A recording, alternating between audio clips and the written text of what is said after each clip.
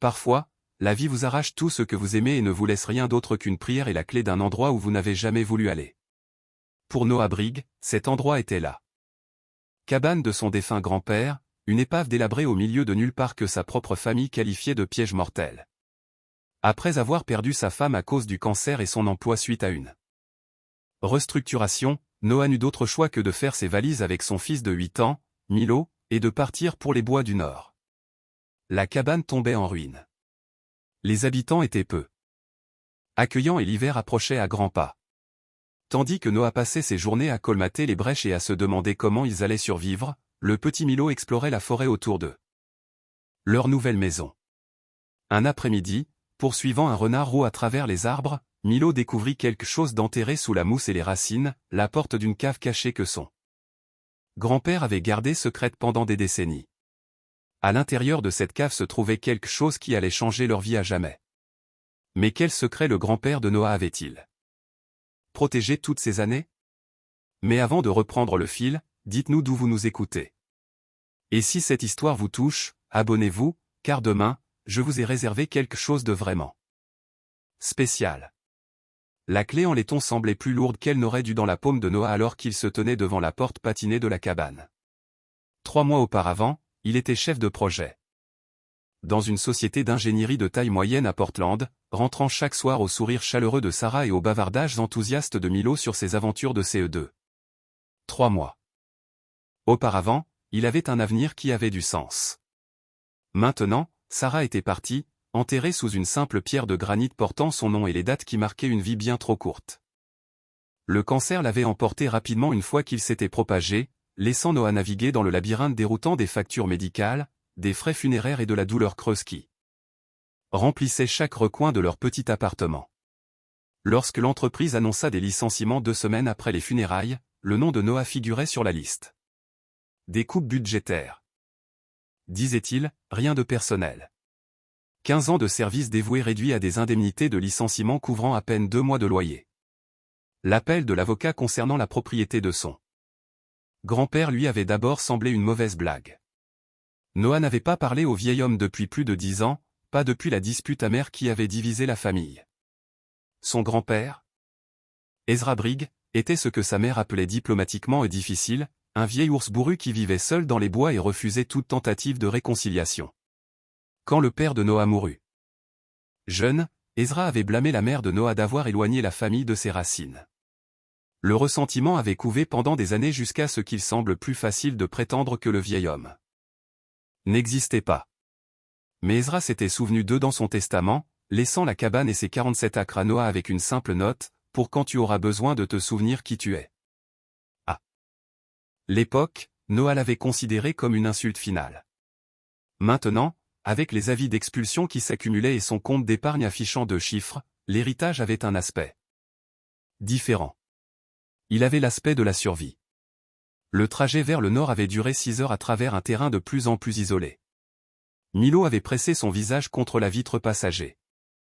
Regardant le paysage passer de l'étalement suburbain aux terres agricoles, puis à la forêt dense. Le garçon était étrangement silencieux depuis la mort de sa mère, sa curiosité bouillonnante habituelle remplacée par une immobilité attentive qui brisait le cœur de Noah. Le déménagement avait été présenté comme une aventure. Mais à 8 ans, Milo était assez grand pour comprendre que les aventures n'étaient pas censées être aussi effrayantes. La cabane se trouvait dans une petite clairière, entourée de pins imposants et d'un sous-bois dense. Le premier aperçut quand Noah lui noua l'estomac. Le toit s'affaissait de manière menaçante à 2 endroits, des plaques de mousse et de lichen recouvrant les bardeaux de cèdre patiné. Le porche avant penchait à un angle qui défiait la logique, soutenu par des poteaux qui semblaient prêts à céder à tout moment. La peinture s'écaillait des cadres de fenêtres comme de la vieille peau, et plusieurs vitres étaient fissurées ou manquaient entièrement. C'est vraiment là que nous allons vivre, papa, avait demandé Milo, sa voix petite et incertaine. Noah avait ravalé ses propres doutes et réussi un sourire qu'il espérait rassurant. Ça a juste besoin d'un peu de travail, mon pote. Nous allons la réparer ensemble. Mais en déchargeant leur maigre possession de la vieille Honda Civic, Noah se demanda s'il n'avait pas commis une terrible erreur. L'isolement était total. Le voisin le plus proche était à plus de 3 km, et la ville la plus proche, Pine Ridge, à 20 minutes de route sur un chemin de terre sinueux. La couverture de téléphonie mobile était irrégulière au mieux, et la ligne fixe de la cabane avait été coupée il y a des années. À l'intérieur, la situation n'était qu'à peine meilleure.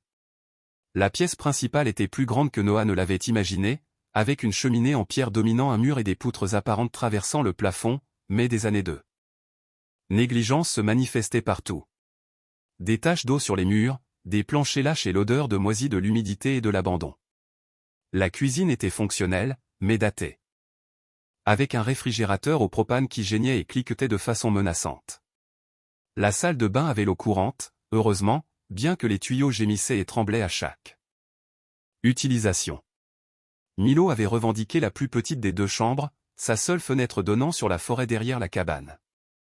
Noah l'avait aidé à ranger ses quelques affaires, des vêtements, une poignée de livres et l'éléphant en peluche que Sarah lui avait offert pour son 7e anniversaire. L'éléphant, nommé Peanuts, était devenu le compagnon constant de Milo depuis les funérailles. Un lien tangible avec la mère qui ne lui lirait plus jamais d'histoire du soir. Leur première semaine fut un tourbillon de réparation et d'ajustement. Noah s'attaqua aux problèmes les plus urgents, colmatant les trous dans le toit, fixant les planches lâches, déblayant les gouttières. Il s'était rendu à Pine Ridge pour des fournitures, rencontrant des habitants polis mais distants qui semblaient considérer les étrangers avec suspicion. Le propriétaire de la quincaillerie, un homme grisonnant nommé Frank Kowalski, s'était montré assez serviable, mais avait clairement fait savoir que les gens de la ville ne restaient généralement pas longtemps dans les bois. Ezra était différent, avait dit Frank en enregistrant les achats de Noah. Il était solitaire. Mais il appartenait à cet endroit. Il a construit cette cabane de ses propres mains en 74. Bien sûr, il n'a jamais dit grand-chose de lui-même. Il disait toujours que les bois avaient leur propre secret. Noah avait rangé le commentaire dans un coin de sa tête, se concentrant sur les défis immédiats pour rendre la cabane habitable. Mais au fil des jours, il commença à remarquer des choses qui ne collaient pas tout à fait. La cabane était solidement construite malgré son apparence négligée, avec des détails qui témoignaient d'un savoir-faire soigné. La cheminée en pierre était une œuvre d'art, chaque roche ajustée avec précision. Les poutres apparentes montraient des assemblages complexes qui auraient impressionné n'importe quel charpentier. Pour un homme censé vivre en ermite, Ezra avait investi un savoir-faire et des ressources considérables dans sa maison. Milo s'adapta à leur nouvel environnement avec la résilience de l'enfance. Une fois le choc initial passé, il commença à explorer les environs immédiats de la cabane, restant toujours en vue pendant que Noah travaillait aux réparations.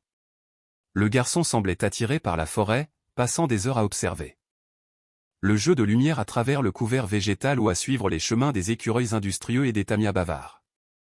Ce fut le 2e jeudi que Milo fit sa première véritable découverte.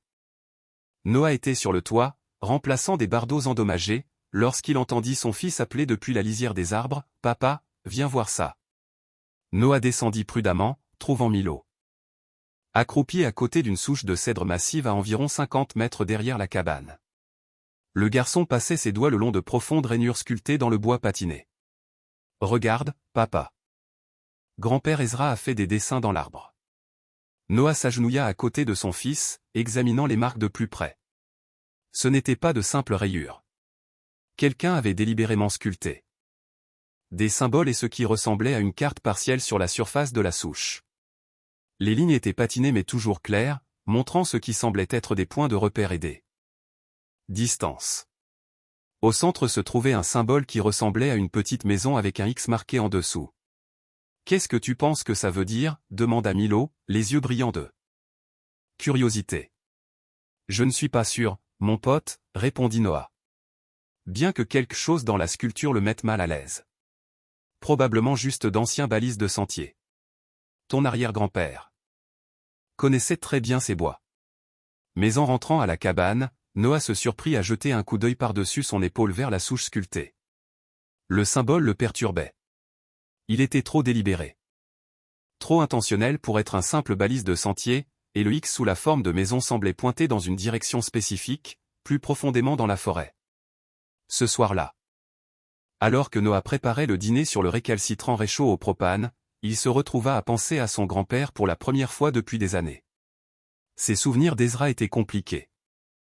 L'homme avait été distant et sévère lors des visites d'enfance de Noah, plus intéressé par ses projets que par la connaissance de son petit-fils. Mais il y avait eu des moments de gentillesse inattendus, des moments où les yeux du vieil homme s'adoucissaient et où il partageait des histoires sur la forêt ou enseignait à Noah comment lire les traces d'animaux.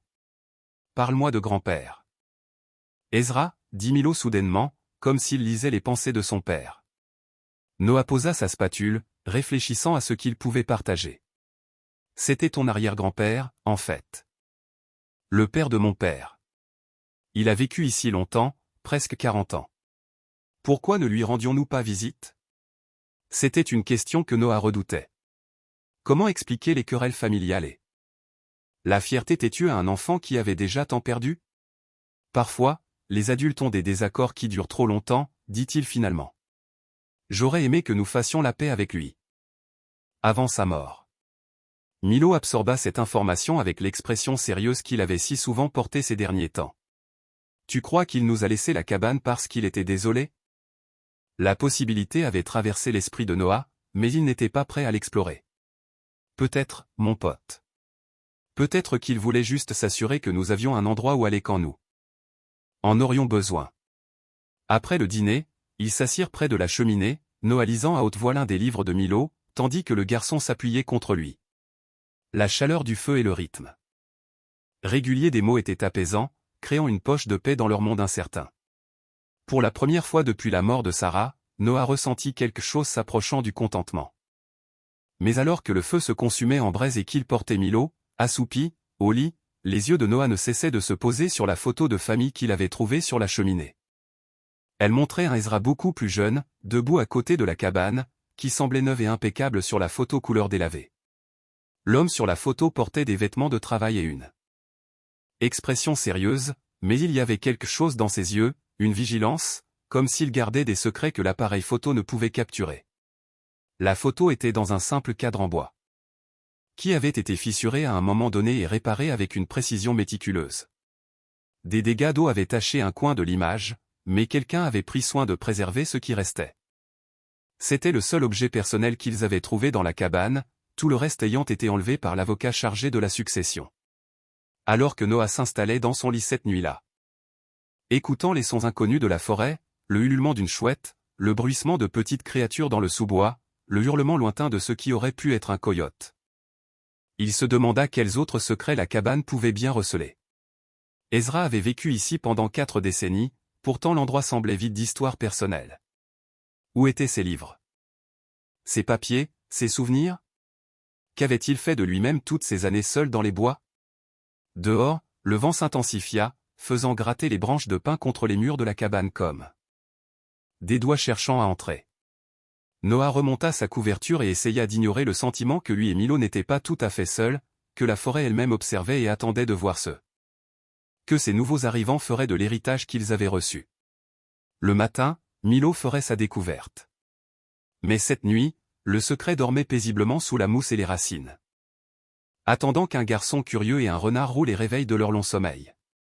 Tout commença avec le renard, un éclair de fourrure rousse fuyant entre les troncs de pin comme du feu liquide. Milo ramassait des pommes de pin près du porche arrière de la cabane quand il aperçut la créature, sa queue touffue disparaissant dans un fourré à une centaine de mètres dans la forêt.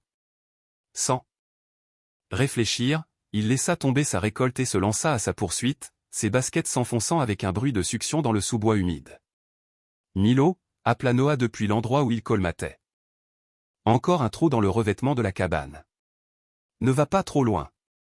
Mais le garçon se faufilait déjà entre les arbres, suivant des aperçus de fourrure rouge qui semblaient rester juste devant lui, toujours visible, mais jamais tout à fait à portée. Le renard avançait avec détermination, comme s'il savait exactement où il allait, s'arrêtant parfois pour regarder en arrière et s'assurer que Milo le suivait toujours. La poursuite mena Milo plus profondément dans la forêt qu'il n'avait jamais osé s'aventurer, au-delà des repères familiers qu'il avait appris à reconnaître. Le couvert végétal s'épaississait ici, filtrant la lumière du soleil de l'après-midi en motifs mouchetés qui dansaient sur le sol forestier. Des cèdres et des sapins anciens s'élevaient au-dessus. Leurs troncs si massifs que Milo n'aurait pu les enlacer de ses bras, même avec l'aide de son père. Le renard s'arrêta finalement à l'orée d'une petite clairière, ses yeux ambrés intelligents fixés sur Milo comme s'il lui délivrait un message. Puis, d'un coup de queue, il disparut dans le sous-bois, laissant le garçon seul au milieu des arbres. Milo se tint là, reprenant son souffle. Soudain conscient de la distance qu'il avait parcourue depuis la cabane. La forêt se sentait différente ici, plus ancienne, plus attentive. Mais au lieu de la peur, il ressentit une étrange sensation d'anticipation, comme si quelque chose d'important était sur le point de se produire. C'est alors qu'il remarqua une irrégularité dans le sol. La majeure partie de la clairière était recouverte du tapis habituel de feuilles mortes et d'aiguilles de pin. Mais à un endroit, la terre formait une dépression rectangulaire distincte, d'environ 1 mètre de large et 2 mètres de long.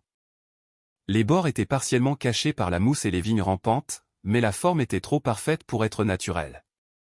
Milo s'agenouilla près de la dépression, balayant les couches de débris organiques de ses petites mains.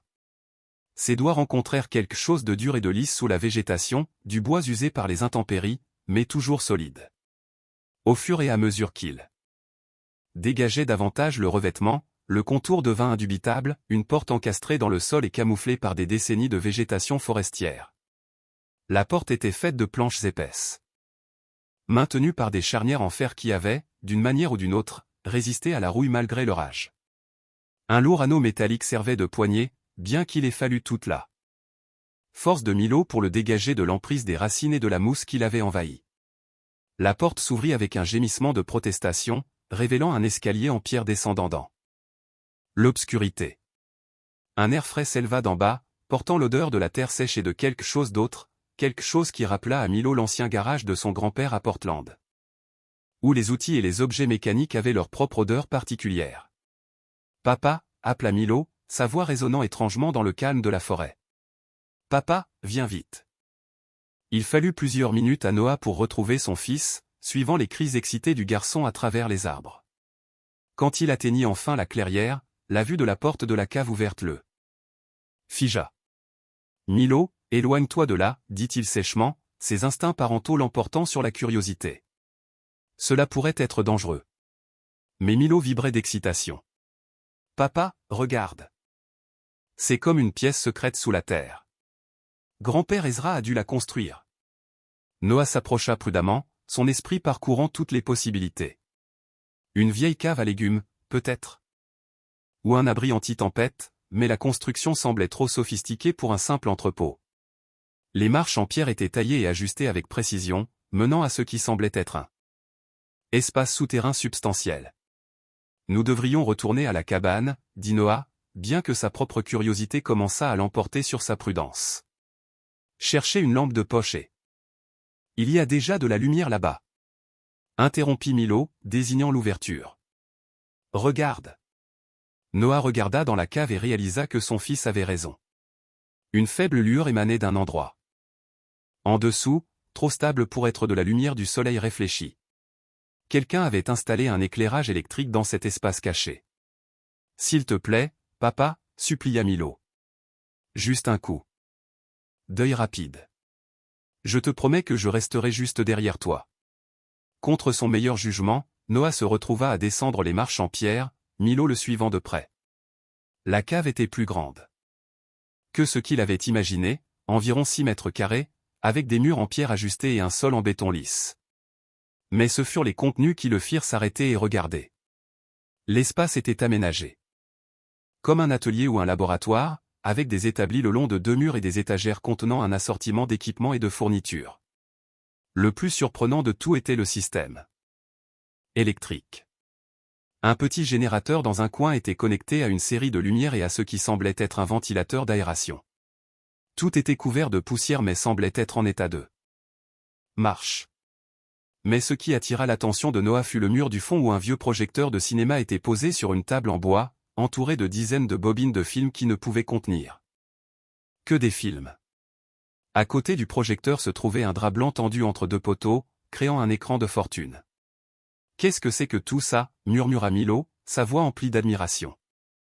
Noah s'enfonça plus profondément dans la cave, examinant l'équipement de plus près.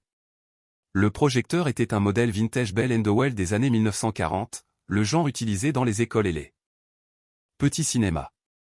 Les bobines de film étaient étiquetées avec des dates allant de 1975 à 2014, toutes écrites de la même écriture soignée. Sur l'établi principal, Noah trouva une collection d'objets qui avaient encore moins de sens, du matériel d'arpentage, des cartes géologiques, ce qui semblait être des documents de brevet, et une collection de vieilles photographies montrant divers endroits de la propriété. Tout était organisé avec une précision militaire, comme si cet espace caché avait été utilisé pour des travaux sérieux à long terme. « Papa, regarde ça » appela Milo près du projecteur. Il tenait l'une des bobines de film, plissant les yeux sur l'étiquette délavée. Il est écrit « Souvenir de famille code 7 ». Qu'est-ce que tu penses que ça veut dire? Noah prit la bobine, sentant son poids et examinant l'étiquette de plus près. Je ne suis pas sûr, mon pote. Ton arrière-grand-père était un homme plus compliqué que nous tous ne le pensions. À mesure qu'il explorait davantage la cave, l'étonnement de Noah grandissait. Ce n'était pas l'espace de loisirs d'un ermite solitaire. C'était l'atelier caché de quelqu'un engagé dans un travail sérieux et méthodique. Mais un travail sur quoi? Et pourquoi Ezra avait-il fait de tels efforts pour le garder secret? Le générateur démarra facilement lorsque Noah tira sur la corde, remplissant l'espace de lumière et du bourdonnement du ventilateur d'aération. Des décennies de planification minutieuse avaient été consacrées à cette pièce cachée. Des joints étanches autour de la porte au système électrique sophistiqué, Ezra avait construit cet endroit pour qu'il dure et reste secret. On peut regarder un des films, demanda Milo, son excitation à peine contenue. Noah hésita. Quelque chose dans la cave semblait intensément privé, comme s'ils s'immisçaient dans des secrets qui n'étaient pas faits pour eux. Mais ils étaient là, et les films étaient étiquetés comme souvenirs de famille. Sûrement, il n'y avait aucun mal à voir ce que son grand-père avait jugé assez important pour le préserver. Un film, accepta-t-il. Ensuite, nous devrons retourner. Réfléchir à ce que nous avons trouvé ici. Il fallut quelques expérimentations pour faire fonctionner le vieux projecteur, mais Noah avait toujours été doué avec les choses mécaniques. Alors que la machine bourdonnait et projetait son faisceau sur l'écran de fortune, il enfila la première bobine de « Souvenir de famille code 7 » dans le mécanisme. Le film qui commença à être projeté était en couleur, mais clairement amateur, mouvement de caméra tremblant, éclairage irrégulier, la qualité d'un film de famille. Il montrait la cabane à son apogée, entourée d'une courée, d'un jardin bien entretenu. Un Ezra plus jeune apparaissait dans plusieurs plans, toujours occupé par un projet ou un autre. Mais au fur et à mesure que le film avançait, Noah commença à remarquer des bizarreries. La caméra s'attardait sur des objets spécifiques, un piquet d'arpentage dans le sol, une formation rocheuse particulière, un poteau en bois avec des marques sculptées. Et de temps en temps, Ezra regardait directement la caméra et faisait des gestes délibérés, pointant ou levant les doigts dans ce qui semblait être une sorte de code. Il essaie de nous dire quelque chose, observa Milo avec la clarté que les enfants possèdent parfois. Comme un message secret. Noah commençait à arriver à la même conclusion. Ce n'était pas seulement un film de famille. C'était un enregistrement, un message préservé pour quelqu'un qui savait l'interpréter. Mais la signification restait frustrant clairement. Le film se termina après 20 minutes. Laissant le père et le fils assis dans la faible lumière de la cave, entourés du mystère de la vie cachée d'Ezra. Dehors, l'après-midi tirait vers le soir, et Noah savait qu'il devait retourner à la cabane. Mais il savait aussi que tout avait changé. L'héritage qu'Ezra leur avait laissé était bien plus complexe qu'une simple succession immobilière. Alors qu'il remontait les marchands pierres et camouflait soigneusement la porte de la cave, Noah sentit le poids d'une nouvelle responsabilité. Quoi que son grand-père ait fait dans cet espace caché, quels que soient les secrets que contenaient les films et les documents, il leur incombait désormais de comprendre et de protéger. Cette nuit-là, tandis que Milo dormait paisiblement, Peanut serré dans ses bras, Noah resta éveillé, fixant le plafond et pensant à la porte de la cave cachée. L'artefact qu'ils avaient découvert n'était pas seulement une entrée vers une pièce secrète. C'était une porte entre leur présent désespéré et un avenir qui pourrait contenir des réponses à des questions qu'ils ne savaient même pas comment poser. Pourtant, la découverte de la cave avait éveillé quelque chose chez Noah et Milo. Un sens du but qui allait au-delà de la simple survie. Ils n'étaient plus de simples réfugiés cherchant un abri. Ils étaient les héritiers d'un mystère qui demandait à être résolu. Le lendemain matin apporta la première véritable percée avec le projecteur vintage. Noah s'était levé tôt, son esprit encore bouleversé par la découverte de la veille, et trouva Milo déjà éveillé et habillé. Serrant son éléphant en peluche et regardant par la fenêtre vers la forêt. « On peut retourner à la pièce secrète, papa ?» demanda le garçon sans préambule. Noah s'attendait à la question. La cave et son contenu avaient dominé ses pensées pendant une nuit agitée, et il savait qu'il n'y aurait pas de paix tant qu'il n'aurait pas exploré ces mystères plus en profondeur. Après le petit déjeuner, promit-il. Mais nous le ferons avec prudence et méthode. On ne touche à rien sans ma permission. La marche vers la cave fut différente sous la lumière du matin. Ce qui avait semblé une aventure la veille portait maintenant le poids d'une investigation sérieuse. Noah apporta un carnet, déterminé à documenter tout ce qu'il trouverait, et une vraie lampe de poche pour compléter le système électrique de la cave. Le générateur démarra dès le premier coup, et bientôt ils furent entourés du bourdonnement familier des machines et de l'éclairage vif des lumières du plafond. À la lumière du jour, ou ce qui en tenait lieu dans l'espace souterrain, la cave révéla des détails qu'ils avaient manqués lors de leur exploration initiale. Les établis contenaient plus que ce que Noah avait initialement réalisé. Sous des couvertures de protection, il trouva des instruments d'arpentage de qualité professionnelle, des carottes géologiques étiquetées avec des dates et des lieux, et ce qui semblait être du matériel d'analyse chimique. Tout était méticuleusement organisé et entretenu, comme si Ezra avait mené des recherches continues pendant des décennies. Mais c'est le projecteur de cinéma qui les attira de nouveau. Noah avait apporté une rallonge de la cabane, lui permettant de positionner la machine plus soigneusement et d'ajuster l'écran pour une visualisation optimale. La précision mécanique de l'ancien Bell & Howell était impressionnante. Malgré son âge, il fonctionnait en douceur et silencieusement, un témoignage à la fois de sa construction originale et de l'entretien méticuleux d'Ezra.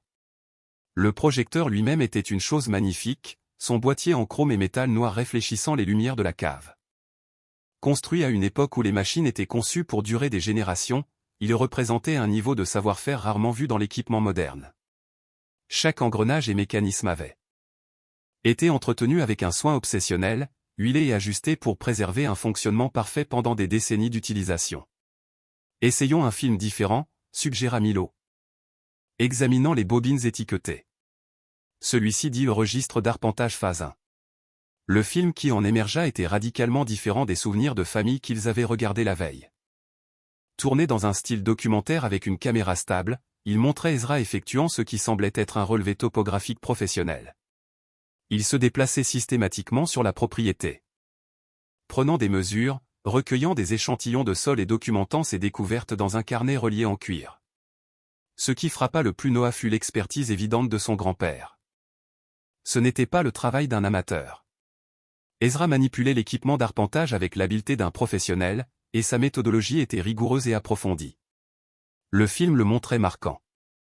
Des points d'arpentage, prenant des photographies de formations rocheuses et cataloguant soigneusement tout ce qu'il trouvait. « Regarde comme il est prudent », observa Milo, observant son arrière-grand-père travailler méthodiquement à travers ce qui semblait être un motif quadrillé sur la propriété. C'est comme un scientifique. La comparaison était juste. L'approche d'Ezra pour documenter le terrain était scientifique dans sa précision et son étendue. Le film le montrait prenant plusieurs relevés à chaque endroit, recoupant ses mesures et prenant des notes détaillées qu'il consultait fréquemment tout au long du processus. À mi-parcours de la bobine, l'attention se porta sur une zone spécifique à environ un quart de mille de la cabane. Ezra y passa un temps considérable, installant des équipements et effectuant de multiples relevés. La caméra le filmait en train de prendre des notes détaillées, puis regardant directement l'objectif et levant 5 doigts, suivi de 3, puis de 8. Encore du code, observa Milo. 538, qu'est-ce que tu penses que ça veut dire?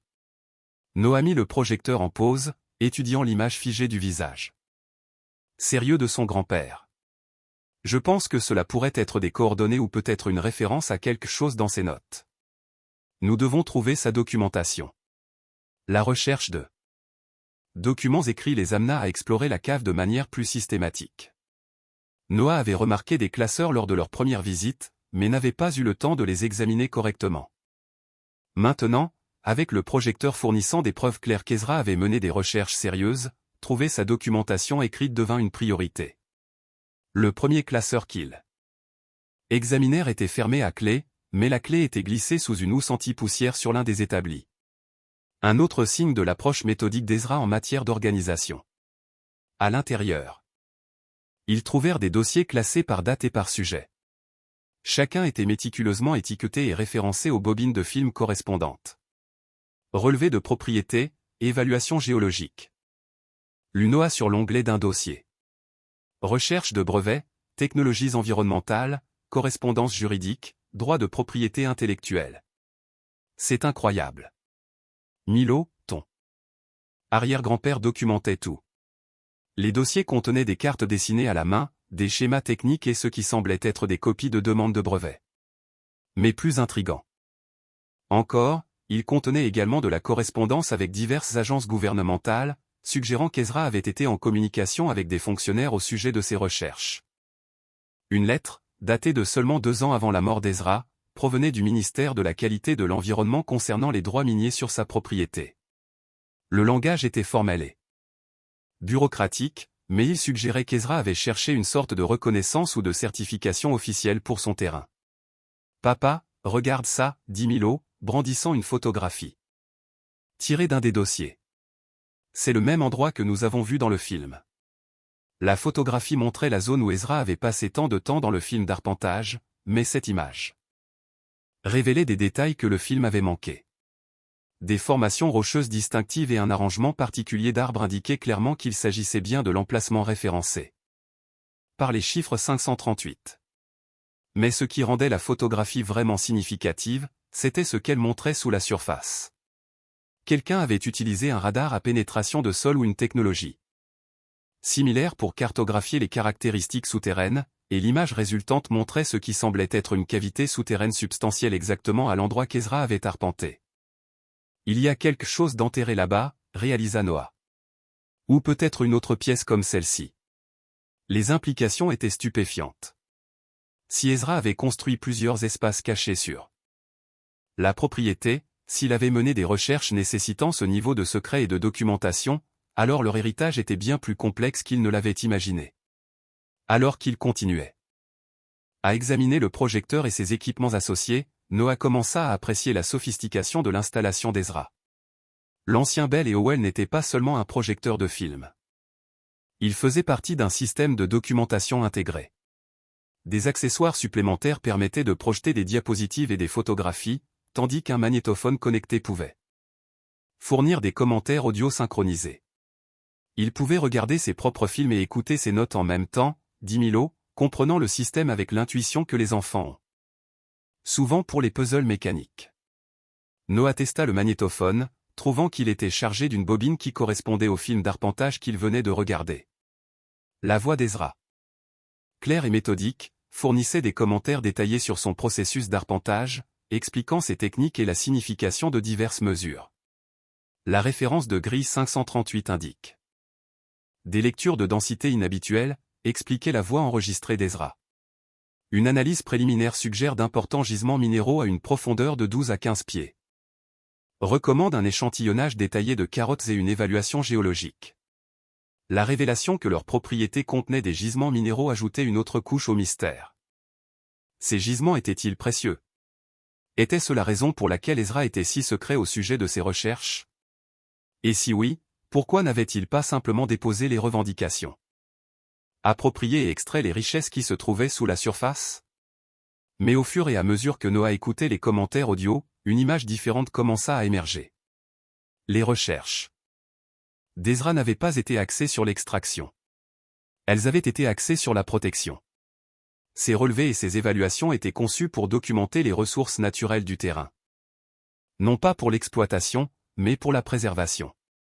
L'impact environnemental doit être pris en compte dans tout développement futur, poursuivait la voix d'Ezra. Ces gisements représentent à la fois une opportunité et une responsabilité. Les techniques que j'ai développées pourraient permettre une extraction durable sans dommage pour l'écosystème, mais seulement si elles sont correctement mises en œuvre. Le projecteur de film vintage qui avait semblé être un simple vieil équipement se révélait être la clé pour comprendre l'œuvre de vie d'Ezra. Chaque bobine, chaque enregistrement, chaque document dans la cave faisait partie d'une archive complète documentant des décennies de recherche et de planification minutieuse. À l'approche de l'après-midi, et alors qu'il s'apprêtait à retourner à la cabane, Noah sentit le poids de l'héritage changer à nouveau. Ils n'étaient pas seulement les propriétaires d'une cabane délabrée et d'un terrain boisé. Ils étaient les héritiers d'un legs scientifique qui pourrait avoir des implications bien au-delà de leurs besoins immédiats. Le projecteur restait silencieux dans la lumière artificielle de la cave, ses surfaces polies reflétant les ampoules du plafond. Mais Noah savait qu'il reviendrait demain et après-demain jusqu'à ce qu'ils aient découvert tous les secrets qu'Ezra avait préservés dans cette archive cachée. En revenant à travers la forêt, Milo sautait en avant tandis que Noah le suivait plus lentement, son esprit traitant tout ce qu'ils avaient appris. La photo de famille sur la cheminée de la cabane ne semblerait plus jamais la même. L'expression sérieuse dans les yeux d'Ezra reflétait maintenant clairement le poids du savoir qu'il avait porté seul pendant tant d'années. La percée survint lors de leur 3e journée d'exploration systématique. Noah cataloguait méthodiquement les bobines de film tandis que Milo s'attaquait à un puzzle de taille enfantine qu'Ezra avait apparemment laissé derrière lui, une carte en bois de la propriété qui s'assemblait pour révéler divers emplacements marqués. « Papa, je crois que j'ai compris comment regarder les parties secrètes », annonça Milo, brandissant une bobine de film étiquetée « Réunion de famille 1983, séquence de code alpha ». Noah leva les yeux de son carnet. « Que entends-tu par partie secrète ?» Milo désigna des marques sur la bobine de film que Noah avait initialement prise pour de simples traces d'usure. « Tu vois ces petits points? Ils sont comme ceux sur le projecteur. Je pense qu'il faut les aligner. » En examinant le projecteur plus attentivement, Noah découvrit que son fils avait raison. Ce qu'il avait pris pour des éléments décoratifs ou des marques de fabricants étaient en fait des indicateurs d'alignement. Lorsque les points de la bobine de film étaient alignés avec les marques correspondantes sur le projecteur, des commandes supplémentaires devenaient accessibles, des commandes qui n'étaient pas visibles lors d'un fonctionnement normal. « Tu es brillant, mon pote, » dit Noah, ajustant le projecteur selon la découverte de Milo. Voyons ce qui se passe quand nous faisons ça correctement. Les films amateurs codés qui en résultèrent furent une révélation. Ce qui avait paru être d'innocentes séquences familiales contenaient des couches d'informations cachées accessibles uniquement lorsque le projecteur était correctement configuré. Ezra se livrait à des activités en apparence normales: jardinage, travaux d'entretien, conversations décontractées avec des voisins, mais incorporait des données cruciales à travers de subtils indices visuels qui ne devenaient apparents que lorsqu'ils étaient visionnés via le système de projection modifié. Dans une séquence, Ezra semblait simplement marcher le long des limites de la propriété, mais le visionnage codé révélait qu'il effectuait en réalité une évaluation environnementale systématique. Ces arrêts apparemment aléatoires correspondaient à des coordonnées GPS spécifiques. Ces gestes désinvoltes indiquaient des relevés de composition du sol. Et ces interactions avec des repères naturels documentaient les habitudes de la faune et les sources d'eau. « C'est comme s'il nous parlait du passé », dit Milo, observant son arrière-grand-père. Pointait directement la caméra tout en montrant une série de signaux manuels qui correspondaient maintenant clairement à des données numériques. La sophistication du système impressionna profondément Noah. Ezra avait créé une méthode de préservation et de transmission d'informations complexes qui semblerait totalement innocente aux observateurs occasionnels. Quiconque découvrait les films ne verrait que d'inoffensifs souvenirs de famille, tandis que ceux qui comprenaient le système de codage auraient accès à des décennies de recherche et de documentation accumulées. Mais la découverte la plus significative survint lorsqu'ils chargèrent un film intitulé « Évaluation finale de la propriété 1995 ». Cette bobine avait été stockée séparément des autres dans un conteneur à température contrôlée, ce qui suggérait une importance particulière. Les images qui apparurent sur l'écran improvisé coupèrent le souffle de Noah. Filmé avec un équipement de qualité professionnelle. Le film montrait des relevés souterrains détaillés de toutes leurs propriétés.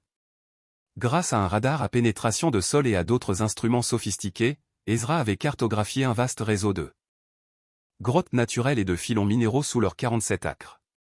Mais au-delà de la simple documentation des caractéristiques naturelles, le relevé révéla des preuves claires de gisements précieux.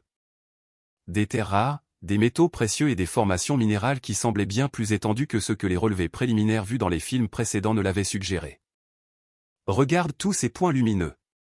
Milo désigna des zones sur l'écran où Ezra avait utilisé des superpositions colorées pour mettre en évidence d'importantes concentrations minérales. C'est comme une carte au trésor. La comparaison était plus juste que Milo ne le réalisait. Selon les données affichées dans le film, leur propriété se trouvait au-dessus de l'un des gisements de terres rares les plus concentrés du Pacifique Nord-Ouest. Les éléments montrés néodyme, europium, terbium étaient cruciaux pour l'électronique moderne, les systèmes d'énergie renouvelable et la fabrication avancée. Mais ce qui rendit la découverte véritablement extraordinaire fut la documentation d'accompagnement. Ezra n'avait pas seulement trouvé des minéraux précieux. Il avait développé des méthodes d'extraction écologiquement durables qui pouvaient exploiter ces ressources sans détruire l'écosystème. Ces techniques, documentées avec des détails méticuleux dans tous les films codés, représentaient des innovations révolutionnaires en matière de technologie minière responsable. Ton arrière-grand-père était un ingénieur environnemental, expliqua Noah à Milo alors qu'il regardait des séquences d'Ezra testant des systèmes de purification de l'eau et des techniques de restauration des sols. Il a compris comment obtenir des choses précieuses du sol sans nuire à la forêt. Le commentaire audio de ce film fournissait un contexte qui fit trembler la main de Noah en l'écoutant. La voix calme d'Ezra expliquait que ces méthodes d'extraction pouvaient produire environ 40 millions de dollars de terres rares sur une période de 20 ans tout en améliorant réellement l'écosystème local grâce à une amélioration soigneusement gérée des sols et à la purification de l'eau. Mais la vraie valeur, continuait la voix enregistrée d'Ezra, ne réside pas dans l'extraction elle-même, mais dans les brevets que j'ai développés pour la technologie minière durable. Ces innovations pourraient révolutionner l'ensemble de l'industrie, offrant à la fois protection environnementale et opportunités économiques pour les générations futures. Noah mit le film en pause, fixant l'image figée des cartes de densité minérale qui représentaient plus de richesses qu'il n'avait jamais imaginé. Milo, je crois que ton arrière-grand-père nous a laissé quelque chose de bien plus grand qu'une simple cabane. Le garçon semblait comprendre la gravité du moment, même s'il ne pouvait pas entièrement saisir les implications financières. Cela veut dire que nous n'avons plus à nous soucier de l'argent? Peut-être, mon pote. Mais d'abord, nous devons comprendre tout ce qu'il nous a laissé. Les films codés restants révélèrent l'étendue de la planification à long terme d'Ezra. Il avait passé des décennies non seulement à rechercher et à développer des techniques d'extraction durables, mais aussi à naviguer dans les cadres juridiques et réglementaires complexes qui permettraient à ses héritiers de bénéficier de ces innovations. Une séquence de films montrait Ezra rencontrant des avocats spécialisés dans les brevets, des régulateurs environnementaux et des consultants de l'industrie minière. Le commentaire codé révélait qu'il avait élaboré une stratégie juridique complète pour protéger sa propriété intellectuelle et s'assurer que ces techniques minières durables puissent être mises en œuvre sans interférence de la part de grandes entreprises. Les intérêts des entreprises ont étouffé l'innovation environnementale pendant des décennies, expliquait la voix d'Ezra lors d'un segment particulièrement détaillé sur le droit des brevets. En structurant soigneusement l'héritage et la documentation, je peux m'assurer que ces technologies atteignent le marché par les voies appropriées, offrant à la fois des avantages environnementaux et une sécurité financière à ma famille. Mais peut-être plus important encore, les films révélaient la profonde compréhension qu'avait Ezra des défis que ses héritiers devraient relever. Il avait anticipé que de puissants intérêts essaieraient de supprimer ou de voler ces innovations, comme il l'avait fait tout au long de l'histoire de la technologie environnementale. L'ensemble de son système de documentation était conçu pour fournir à sa famille les outils et les connaissances nécessaires pour protéger leur héritage et faire en sorte que son travail atteigne son objectif. La cave n'est qu'un début, expliquait la voix d'Ezra dans le dernier segment du film. Des documents et des ressources supplémentaires sont stockés à des coordonnées référencées dans ces films. Tout ce qui est nécessaire pour revendiquer et protéger l'héritage familial a été conservé et caché, attendant ceux qui ont la sagesse de chercher la vérité sous la surface. À la fin du film, alors que le projecteur se taisait, Noah sentit le poids de la responsabilité s'installer sur ses épaules. Ezra ne leur avait pas seulement laissé une propriété. Il leur avait laissé une mission. Les techniques minières durables, les innovations environnementales, les minutieuses préparations juridiques, tout cela était conçu pour leur apporter à la fois une sécurité financière et les moyens d'avoir un impact positif sur le monde. Qu'est-ce qu'on fait maintenant, papa? Demanda Milo, sa jeune voix sérieuse avec la compréhension que leur vie venait de changer d'une manière qui prendrait des années à saisir pleinement. Noah regarda son fils, ce brave garçon qui avait perdu sa mère et suivi son père dans la nature sans se plaindre. Maintenant, nous apprenons tout ce que nous pouvons sur ce que ton arrière-grand-père a découvert, puis nous trouverons comment terminer ce qu'il a commencé. Les films amateurs codés avaient révélé leurs secrets, mais Noah soupçonnait qu'ils ne voyaient encore qu'une fraction de ce qu'Ezra avait préparé. Demain, il devrait commencer à localiser les sites supplémentaires référencés dans les films, entamer le processus de compréhension des implications juridiques de leur héritage, et se préparer aux défis qui inévitablement se présenteraient lorsqu'ils tenteraient de revendiquer ce qui leur revenait de droit. Mais ce soir, alors qu'ils remettaient soigneusement les films dans leur conteneur de stockage et sécurisaient la cave pour un autre jour, Noah ressentit quelque chose qu'il n'avait pas éprouvé depuis la mort de Sarah, l'espoir d'un avenir qui allait bien au-delà de la simple survie. Le cadeau d'Ezra n'était pas seulement la sécurité financière. C'était la chance de poursuivre un travail qui pourrait bénéficier à la fois à leur famille et au monde. Les films amateurs codés, ces souvenirs de famille apparemment innocents, s'étaient avérés être la clé pour déverrouiller un héritage d'innovation et de responsabilité environnementale. Alors qu'ils retournaient à la cabane à travers la forêt qui s'obscurcissait, Noah savait que leur véritable voyage ne faisait que commencer. Trouver Eleanor. Peut-on ne faisait pas partie du plan de Noah, mais des circonstances désespérées mènent souvent à des alliés inattendus. Les films codés avaient révélé l'emplacement de 3 sites cachés supplémentaires sur la propriété. Mais l'accès aux informations stockées à ces endroits nécessitait une expertise que Noah ne possédait pas. Lorsque Milo suggéra de demander de l'aide à quelqu'un de la bibliothèque de Pine Ridge pour des recherches sur l'histoire locale, Noah décida que cela valait la peine d'essayer. La bibliothèque publique de Pine Ridge occupait une maison victorienne, réaménagée dans la rue principale de la ville. Son porche enveloppant et ses fenêtres en saillie lui donnaient l'apparence confortable d'une maison de grand-mère adorée. À l'intérieur, de hautes étagères garnies de livres usés créaient des coins lecture douillets, et l'odeur du vieux papier et de la colle de reliure parlait de décennies d'apprentissage tranquille. Eleanor Peton, la bibliothécaire en chef, n'était rien de ce que Noah avait imaginé. Au lieu de la femme âgée stéréotypée au comportement sévère, il trouva une femme aux yeux vifs d'une 60aine d'années, aux cheveux argentés tirés en une queue de cheval pratique et aux mains qui montraient les callosités de quelqu'un qui travaillait aussi souvent avec des outils qu'avec des livres. « Vous êtes Noah Brigg, dit-elle quand il se présenta. Ce n'était pas une question, mais une affirmation. Le petit-fils d'Ezra. Je me demandais quand vous trouveriez le chemin jusqu'ici. La franchise prit Noah au dépourvu.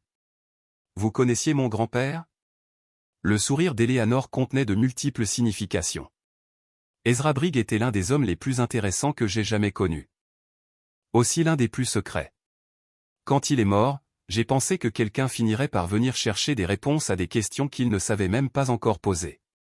Elle conduisit Noah et Milo dans une arrière-pièce qui servait de bureau privé, ses murs tapissés de cartes, de relevés géologiques et de ce qui semblait être des documents historiques liés à la région environnante. Sur son bureau se trouvait une collection de vieilles photographies, dont plusieurs montraient Ezra en conversation avec diverses personnes autour de Pine Ridge. Votre grand-père est venu me voir. Il y a environ 15 ans, expliqua Eleanor, s'installant dans son fauteuil et leur faisant signe de s'asseoir en face d'elle. Il avait besoin d'aide pour des recherches historiques. Des registres fonciers, des concessions minières, des études environnementales. Je suis moi-même une géologue amateur, alors j'ai compris ce qu'il essayait d'accomplir. Noah ressentit un mélange de soulagement et d'appréhension. Que essayait-il d'accomplir exactement? Eleanor l'étudia attentivement avant de répondre. Il essayait de prouver que cette zone avait été systématiquement exploitée par des compagnies minières au début du XXe siècle, et que les dommages environnementaux qu'elles avaient causés pouvaient être réparés en utilisant de nouvelles techniques qu'il avait développées. Mais plus que cela, il montait un dossier pour récupérer des droits miniers qui avaient été frauduleusement transférés pendant la dépression. La révélation que quelqu'un d'autre était au courant du travail d'Ezra était à la fois encourageante et préoccupante. Que savait exactement Eleanor? Pouvait-on lui faire confiance? Et surtout, pouvait-elle les aider à comprendre les Complexité juridique auxquelles ils étaient confrontés? Il m'a montré une partie de ses recherches, continua Eleanor. Un travail brillant, vraiment. Ces méthodes d'extraction durable pourraient révolutionner toute l'industrie minière. Mais il était aussi paranoïaque, convaincu que les intérêts des entreprises essaieraient de supprimer ces innovations ou de les voler purement et simplement. Elle sortit une carte de la région, sa surface couverte d'épingles colorées et de notations manuscrites. Ezra documentait tout, mais il cachait aussi tout. Il disait que le moment venu, sa famille aurait besoin d'alliés qui comprenaient les enjeux. Noah sentit un frisson de reconnaissance. Vous êtes l'une de ces alliés.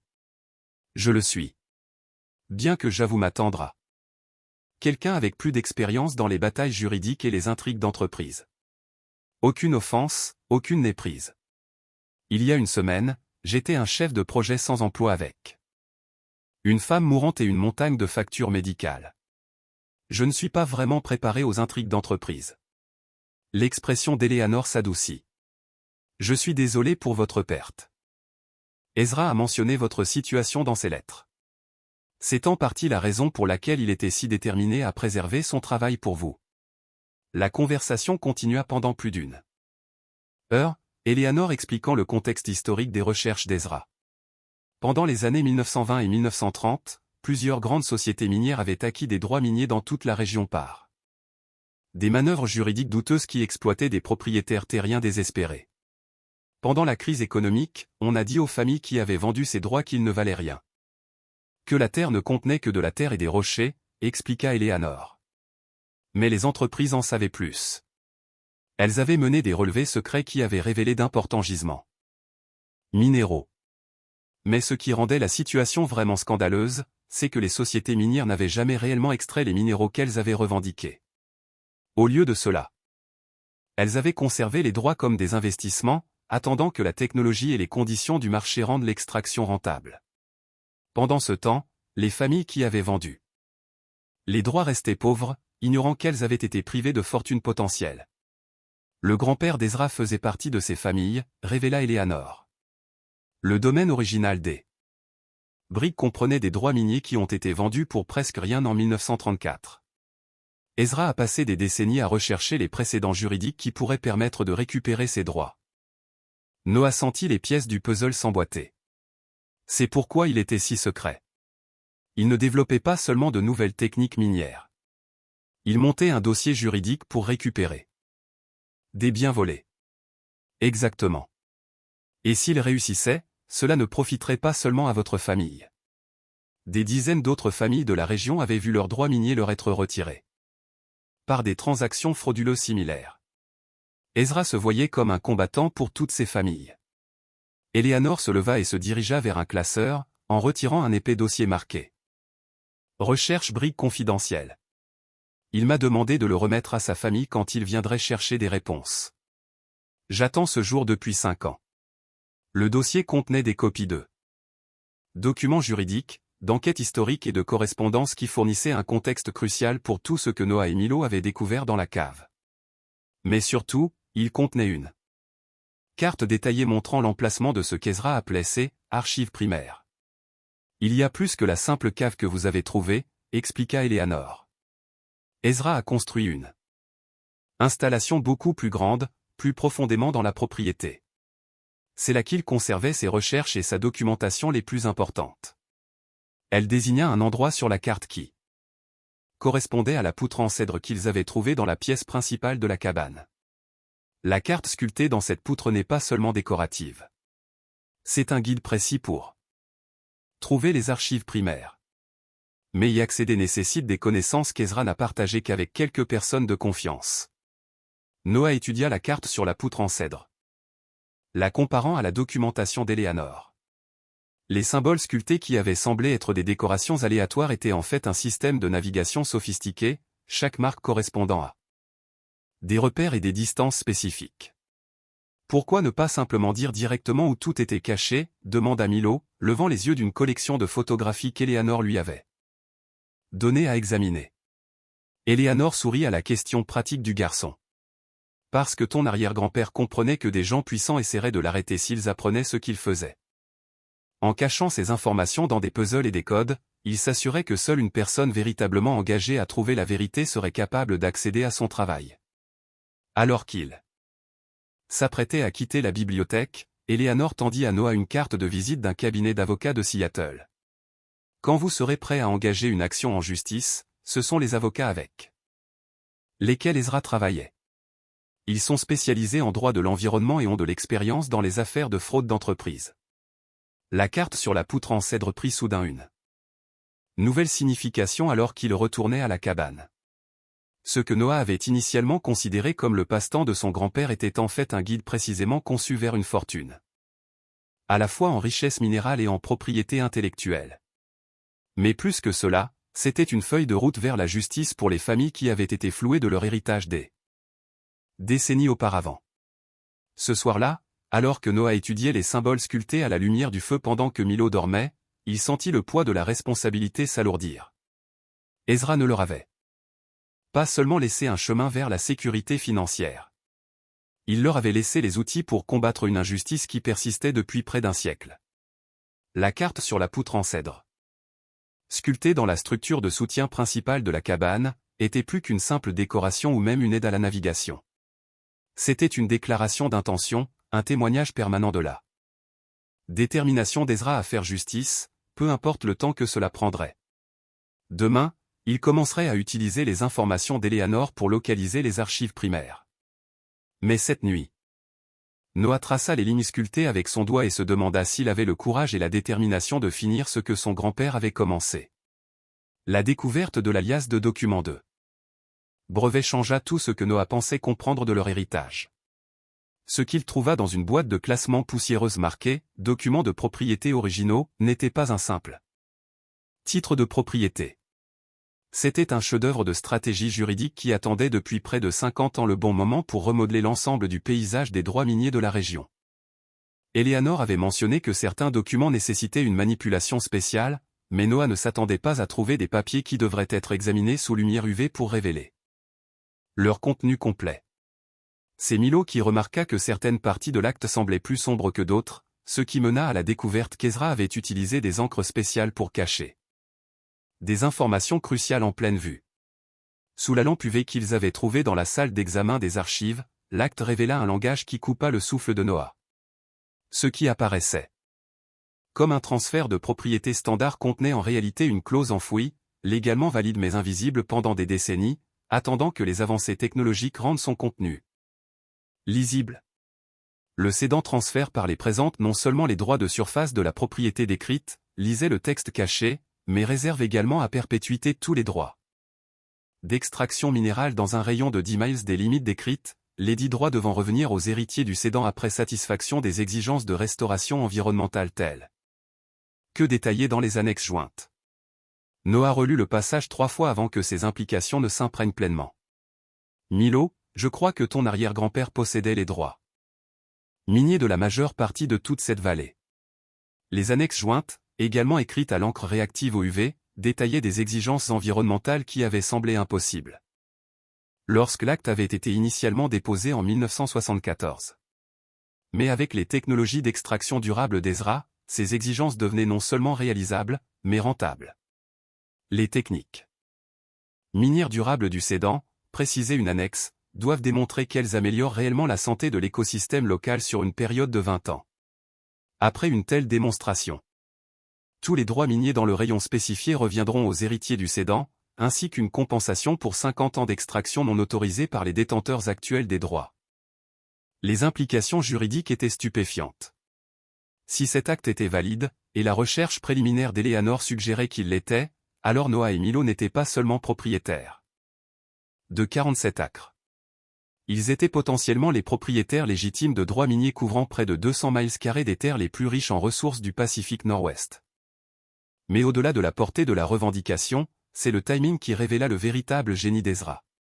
Il avait structuré l'acte pour qu'il ne s'active que lorsque la restauration environnementale deviendrait légalement et technologiquement faisable. La clause cachée était restée dormante pendant des décennies, attendant précisément le moment actuel où les préoccupations concernant le changement climatique et les avancées technologiques avaient rendu l'exploitation minière durable à la fois nécessaire et rentable. Il savait, réalisa Noah en étudiant le langage juridique complexe de l'acte. D'une manière ou d'une autre, il savait que les préoccupations environnementales forceraient un jour les entreprises à adopter des pratiques durables. Il nous a positionnés pour en bénéficier lorsque cette transition se produirait. La révélation qu'Ezra avait planifié cette stratégie depuis les années 1970 ajoutait de nouvelles dimensions à tout ce qu'il avait découvert. La documentation des brevets, la préparation juridique minutieuse, les innovations environnementales, tout cela avait été construit vers ce moment où les réglementations changeantes et la sensibilisation du public rendraient l'exploitation minière durable non seulement possible mais obligatoire. Eleanor arriva à la cabane ce soir-là, répondant à l'appel téléphonique urgent de Noah concernant la découverte de l'acte. Son examen du document confirma sa validité et révéla des implications supplémentaires que Noah avait manquées. C'est un travail juridique remarquable, dit-elle, étudiant l'acte sous la lampe UV. Ezra a utilisé des dispositions du droit de l'environnement qui étaient pratiquement inconnues en 1974, mais qui sont devenues centrales dans la réglementation minière actuelle. Il a anticipé toute l'évolution de la politique environnementale. Mais l'expertise d'Eleanor révéla aussi les dangers inhérents à leur découverte. Les entreprises détenant actuellement des droits miniers dans cette zone ont investi des milliards dans les infrastructures d'extraction. Elles ne vont pas renoncer à ces investissements sans se battre. La clause cachée dans l'acte représentait plus qu'une opportunité financière. C'était un défi direct lancé à certains des intérêts miniers les plus puissants du pays, des entreprises qui avaient bâti des fortunes en extrayant des ressources en partant du principe que leurs droits étaient permanents, et qui feraient maintenant face à la possibilité de tout perdre au profit des héritiers légitimes dont elles n'avaient jamais soupçonné l'existence. Nous devons être très prudents sur la manière dont nous allons procéder, avertit Eleanor. Une fois que la nouvelle de cet acte sera connue, vous ferez face à des adversaires aux ressources illimitées et sans scrupules pour protéger leurs intérêts. Mais l'acte contenait aussi des dispositions qu'Ezra avait conçues pour protéger ses héritiers pendant les inévitables batailles juridiques. Les exigences de restauration environnementale étaient structurées pour fournir un revenu continu pendant le litige, tandis que les techniques minières durables démontreraient la viabilité d'approches alternatives à l'extraction des ressources. Il a pensé à tout, s'émerveilla Noah tandis qu'Eleanor expliquait les mécanismes de protection de l'acte. Chaque défi possible, chaque obstacle juridique, il a préparé des contre-stratégies pour chacun d'eux.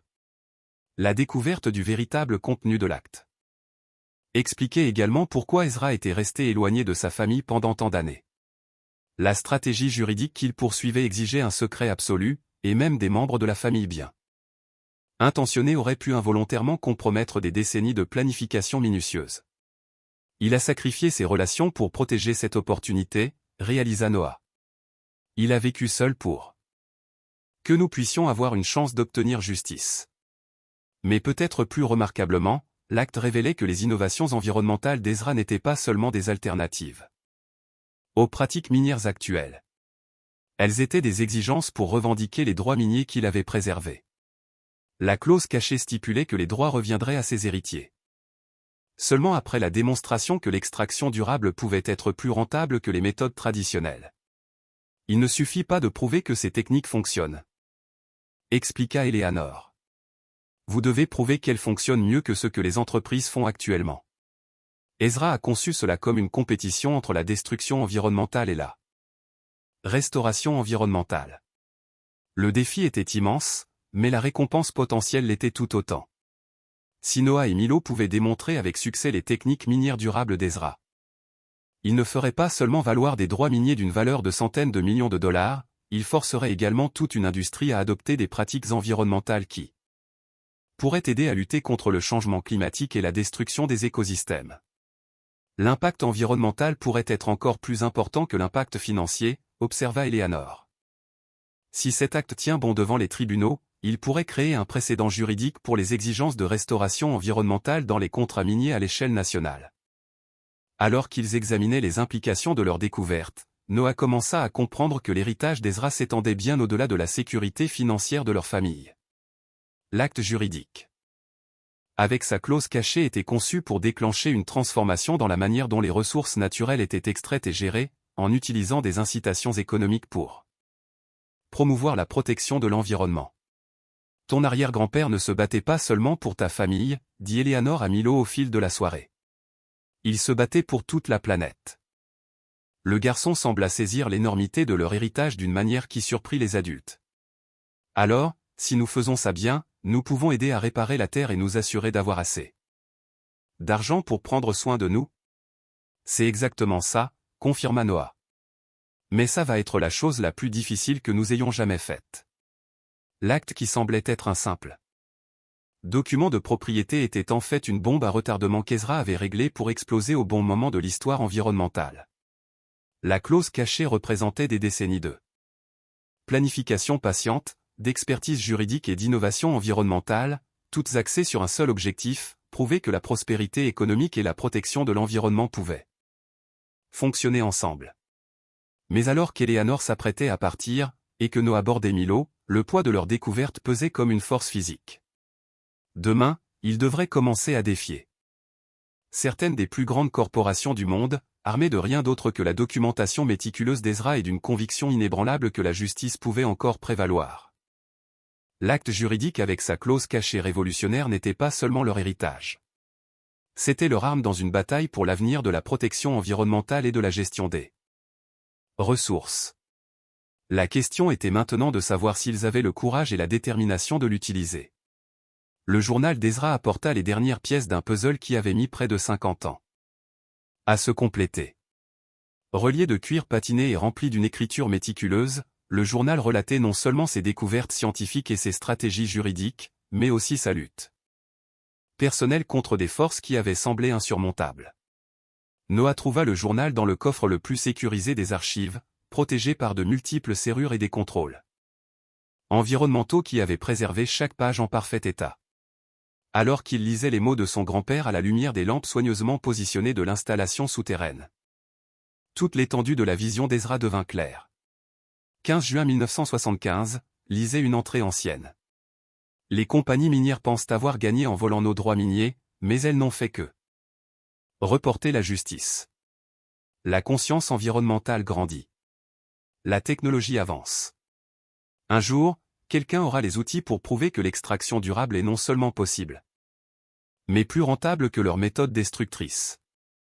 J'ai l'intention d'être prêt pour ce jour. Les entrées du journal s'étendaient sur des décennies, relatant les recherches minutieuses d'Ezra, ses préparations juridiques et sa compréhension croissante de la manière dont les préoccupations environnementales finiraient par forcer des changements dans les pratiques minières. Mais plus que de documenter son travail, le journal révélait son profond investissement émotionnel dans la création d'un avenir meilleur pour sa famille et le monde. Je sais que mon isolement nuit à la famille, avouait une autre entrée. Mais si je peux achever ce travail, si je peux préparer les bases légales et scientifiques nécessaires pour défier la cupidité des entreprises, alors Noah et ses enfants hériteront non seulement de la richesse, mais aussi du pouvoir de faire une réelle différence.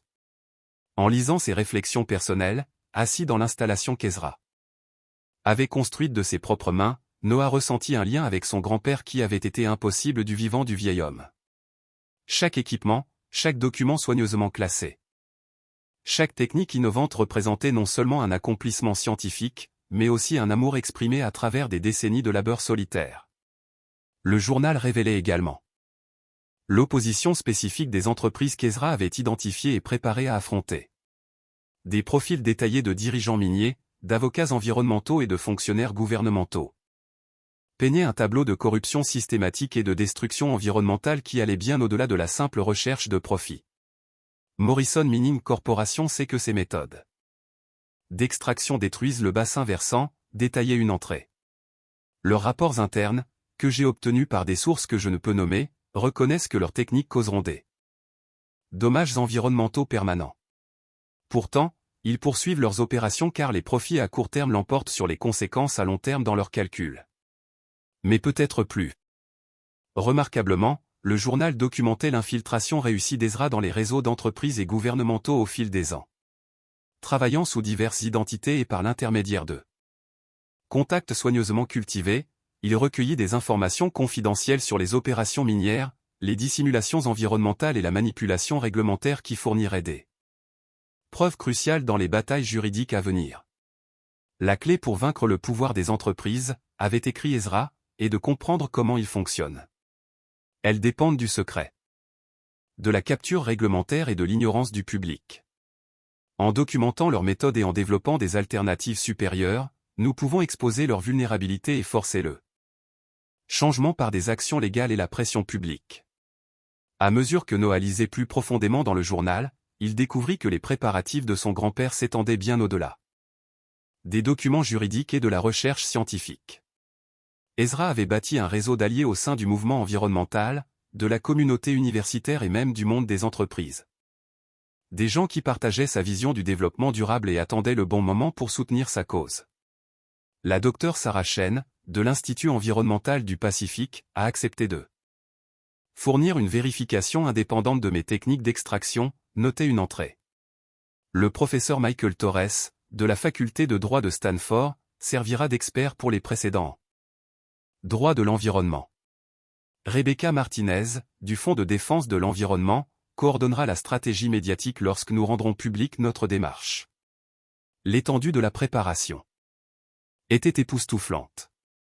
Ezra n'avait pas seulement développé des technologies innovantes et des stratégies juridiques. Il avait bâti une infrastructure de campagne complète, conçue pour défier le pouvoir des entreprises sur plusieurs fronts simultanément. Scientifiques, avocats, environnementalistes et spécialistes des médias étaient tous positionnés pour soutenir la cause le moment venu. Mais le journal révélait aussi le coût personnel de la dévotion d'Ezra. Des entrées des années 1980 et 1990 montraient son isolement croissant et le tribut que des décennies de préparation secrète avaient prélevé sur ses relations et sa santé mentale. Parfois, je me demande si j'ai choisi le bon chemin, avouait une entrée particulièrement poignante. J'ai tout sacrifié de personnel pour cette mission, mais quand je pense à la destruction environnementale qui continue chaque jour, quand je considère le genre de monde que je laisse aux générations futures, je sais qu'il n'y avait pas d'autre choix. Les dernières entrées, rédigées quelques mois seulement avant la mort d'Ezra, révèlent sa satisfaction quant à l'héritage qu'il avait préparé, mais aussi son inquiétude quant à la capacité de ses héritiers à poursuivre son œuvre. Noah a toujours été plus pragmatique qu'idéaliste, observait la dernière entrée. Mais la perte de Sarah a peut-être éveillé quelque chose de plus profond en lui. La tragédie peut soit briser une personne, soit la forger en quelque chose de plus fort. Je prie pour que, lorsqu'il découvrira ce que je lui ai laissé, il trouve le courage de terminer ce que j'ai commencé. En lisant ces mots, assis à côté de Milo, qui organisait soigneusement des cartes topographiques avec la concentration sérieuse qu'il avait héritée de son arrière-grand-père, Noah sentit le poids de l'attente et de l'opportunité peser sur lui. Ezra avait fourni tous les outils nécessaires au succès, mais la victoire finale dépendrait de la volonté de Noah de tout risquer dans une bataille contre des forces qui avaient semblé invincibles pendant des générations. Les dernières pages du journal contenaient des instructions spécifiques pour la phase finale de la stratégie d'Ezra, une campagne coordonnée qui débuterait par des dépôts légaux et culminerait par une démonstration publique de techniques minières durables qui forcerait les entreprises à abandonner leurs pratiques destructrices ou à faire face à la ruine financière. Le timing doit être précis, avait écrit Ezra. Déposer toutes les réclamations légales simultanément dans plusieurs juridictions. Coordonner avec les groupes environnementaux pour maximiser l'impact médiatique. Démontrer la viabilité des techniques d'extraction durable par des projets pilotes contrôlés. Forcer les entreprises à défendre leurs pratiques devant les tribunaux tout en prouvant l'existence d'alternatives. Mais Ezra avait également anticipé la réponse des entreprises et préparé des contre-mesures pour tous les scénarios probables. Si les entreprises tentaient de supprimer des preuves, il avait documenté des copies de sauvegarde stockées dans plusieurs endroits sécurisés. Si elles tentaient de discréditer sa science, il avait organisé une vérification indépendante par des institutions universitaires respectées.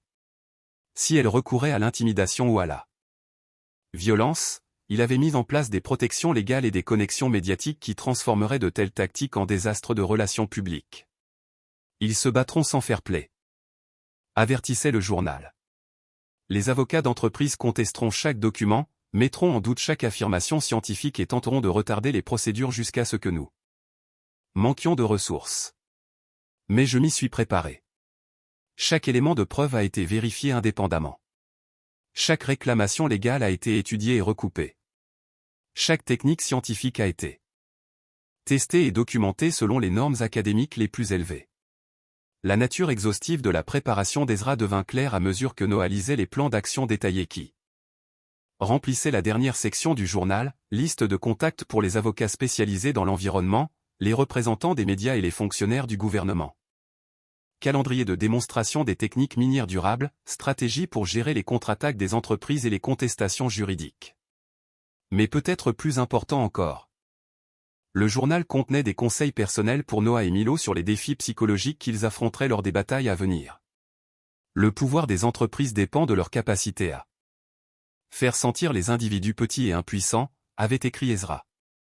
Ils essaieront de vous convaincre que le combat est sans espoir, que le compromis est la seule option réaliste. Que protéger l'environnement exige d'accepter un sacrifice économique. Tous ces messages sont des mensonges conçus pour préserver leur contrôle. Rappelez-vous que vous avez quelque chose qui leur manque, la vérité et les outils pour la prouver. À l'approche du soir, alors qu'il s'apprêtait à retourner à la cabane, Noah sentit la transformation qu'Ezra avait prédite commencer en lui. Le chef de projet pragmatique qui était arrivé à la cabane quelques mois plus tôt était remplacé par quelqu'un prêt à affronter les corporations les plus puissantes du monde, au nom de la justice et de la protection de l'environnement. Le réseau d'alliés qu'Ezra avait bâti était prêt à entrer en action. Eleanor avait déjà commencé à contacter les avocats et les scientifiques environnementaux, dont les noms figuraient dans le journal. Les liens avec les médias étaient activés pour assurer une couverture maximale lorsque la campagne juridique commencerait. Tout était en place pour une offensive coordonnée contre la destruction environnementale par les entreprises, qui pourrait remodeler des industries entières. Mais le succès dépendrait finalement de la volonté de Noah de risquer la vie tranquille qu'il avait commencé à construire avec Milo en faveur d'une bataille publique qui les transformerait en cible pour les représailles des entreprises. Le journal indiquait clairement qu'une fois le processus juridique enclenché, il n'y aurait ni retraite ni compromis. Demain, nous faisons le premier pas, dit Noah à Milo alors qu'il sécurisait les archives pour ce qui pourrait être la dernière fois avant de commencer leur campagne publique. Es-tu prêt pour que nos vies changent complètement ? Milo leva les yeux des cartes topographiques qu'il étudiait. Son jeune visage sérieux, avec une compréhension qui dépassait son âge. Arrière-grand-père Ezra a passé toute sa vie à se préparer pour ça. Nous ne pouvons pas le décevoir. La simple déclaration du garçon saisissait l'essence de leur situation. Des décennies de préparation, de sacrifice et d'espoir avaient mené à ce moment où un père désespéré et son jeune fils défieraient certains des intérêts les plus puissants du monde. Armé de rien d'autre que la vérité et d'une conviction inébranlable que la justice pouvait encore prévaloir, le journal d'Ezra avait fourni la dernière pièce de leur héritage, non seulement les outils techniques et juridiques nécessaires à la victoire, mais aussi les fondations émotionnelles et spirituelles requises pour les soutenir à travers les batailles à venir. Le livre relié en cuir qui documentait 50 ans de lutte et de préparation servirait de guide à travers les défis à venir. Cette nuit-là, alors que Noah bordait Milo et se préparait pour ce qui pourrait être leur dernière soirée paisible pendant des mois, il ressentit quelque chose qu'il n'avait pas éprouvé depuis la mort de Sarah, une certitude absolue quant à son but et sa direction. La transformation de réfugiés désespérés en guerriers de l'environnement était achevée. Demain, la véritable bataille commencerait. Mais cette nuit, entourés de la forêt qui les avait abrités et de l'héritage qui les guiderait, Noah se sentait prêt à relever tous les défis à venir. Le journal d'Ezra leur avait montré non seulement quoi faire, mais pourquoi cela importait, non seulement pour la sécurité financière de leur famille, mais pour l'avenir de la protection de l'environnement et de la responsabilité des entreprises. Le point culminant qui se préparait depuis 50 ans était sur le point de commencer. Et Noah savait que le succès ou l'échec déterminerait non seulement leur propre destin, mais l'avenir du développement durable et de la justice environnementale pour les générations à venir. La confrontation commença à l'aube avec l'arrivée de représentants d'entreprises qui, d'une manière ou d'une autre, avaient appris leur découverte malgré des mois de secret. Méticuleux. Noah se réveilla au son des véhicules s'approchant de la cabane, leurs moteurs fendant le silence de la forêt comme des tronçonneuses à travers du bois ancien. De la fenêtre de la cabane, il pouvait voir 3 SUV noirs garés dans la clairière, leurs occupants en sortant avec la précision coordonnée d'une opération militaire. Des hommes en costume coûteux accompagnés d'autres dons. Les vêtements décontractés ne pouvaient tout à fait cacher le fait qu'ils étaient des agents de sécurité privée. « Papa » qu'est-ce qui se passe? Demanda Milo, apparaissant aux côtés de Noah. Peanut serré dans ses bras. Les gens contre lesquels ton arrière-grand-père nous a mis en garde, répondit Noah, sa voix plus ferme qu'il ne se sentait. Ils sont venus essayer de nous arrêter. Avant que nous puissions déposer nos revendications légales. Le principal représentant, un homme aux cheveux argentés d'une 60aine d'années, qui se tenait avec l'assurance de quelqu'un habitué à obtenir ce qu'il voulait, s'approcha du porche de la cabane d'un pas mesuré. Ses compagnons restèrent près des véhicules, leur position clairement choisie pour couvrir toutes les voies d'évasion possible. Monsieur Brigg, lança l'homme, sa voix portant facilement dans l'air matinal. Je m'appelle Thomas Morrison, vice-président exécutif de Morrison Mining Corporation. J'aimerais discuter d'une proposition commerciale qui pourrait bénéficier à nos deux intérêts. Ce nom glaça Noah. Morrison Mining était la principale cible identifiée dans le journal d'Ezra. La corporation dont la destruction environnementale et les acquisitions frauduleuses de droits miniers avaient motivé des décennies de préparation patiente. Noah ouvrit la porte de la cabane. Mais resta sur le seuil, gardant Milo derrière lui. Quel genre de proposition commerciale implique d'encercler la maison de quelqu'un avec des hommes armés, monsieur Morrison? Le sourire de Morrison était étudié et froid. Ces messieurs sont simplement là pour des raisons de sécurité. Les cadres d'entreprise reçoivent régulièrement des menaces de mort. Je crains que ce ne soit une regrettable nécessité dans le climat actuel. L'explication était fluide et plausible, mais Noah pouvait voir le positionnement des agents de sécurité et reconnut la tactique d'intimidation pour ceux. Quelle était? Morrison voulait qu'ils se sentent isolés et en infériorité numérique avant même que la conversation ne commence. Nous comprenons que vous avez découvert des documents liés aux recherches de votre grand-père, continua Morrison. Nous sommes prêts à offrir une compensation substantielle pour tout matériel qui pourrait avoir un impact sur les opérations minières en cours dans cette région. L'offre qui suivit était stupéfiante, 50 millions de dollars pour tous les documents, équipements et propriétés, plus une aide à la réinstallation n'importe où dans le pays. Morrison la présenta comme une solution généreuse qui apporterait une sécurité financière tout en évitant des litiges coûteux qui pourraient s'éterniser pendant des années. Votre grand-père était brillant, mais il était aussi irréaliste quant aux réalités économiques de l'extraction des ressources, expliqua Morrison. L'exploitation minière durable semble merveilleuse en théorie. Mais elle ne peut pas rivaliser avec les méthodes traditionnelles en termes de rentabilité réelle. Nous vous offrons la chance de bénéficier de son travail sans perdre des années à livrer des batailles que vous ne pouvez pas gagner. Mais Noah avait lu le journal d'Ezra. Il comprenait que la présence de Morrison à la cabane prouvait que l'entreprise considérait les innovations d'Ezra comme une menace réelle pour son modèle commercial. Les entreprises n'offrent pas 50 millions de dollars pour supprimer des idées qui ne sont que théoriques. Vous êtes ici parce que vous savez que mon grand-père avait raison, dit Noah calmement. Vous savez que ces techniques fonctionnent mieux que les vôtres, et vous êtes terrifié par ce qui se passera quand cela deviendra public. Le sourire étudié de Morrison vacilla légèrement. Monsieur Brigg, je pense que vous ne comprenez pas les complexités impliquées dans l'extraction de ressources à grande échelle. Les idées de votre grand-père étaient intéressantes, mais elles n'ont jamais été testées dans des conditions réelles. Le mensonge était si flagrant que Noah faillit rire. Le journal d'Ezra avait documenté des projets pilotes réussis, des vérifications indépendantes par des institutions universitaires, et les propres rapports internes de Morrison Mining reconnaissaient la supériorité des techniques d'extraction durable. Nous ne vendons pas, dit Noah fermement. Ni les documents, ni la propriété, ni nos droits légaux. L'expression de Morrison se durcit. Monsieur Brigg. Vous avez un jeune fils à considérer. Les batailles juridiques peuvent être très coûteuses et très dangereuses.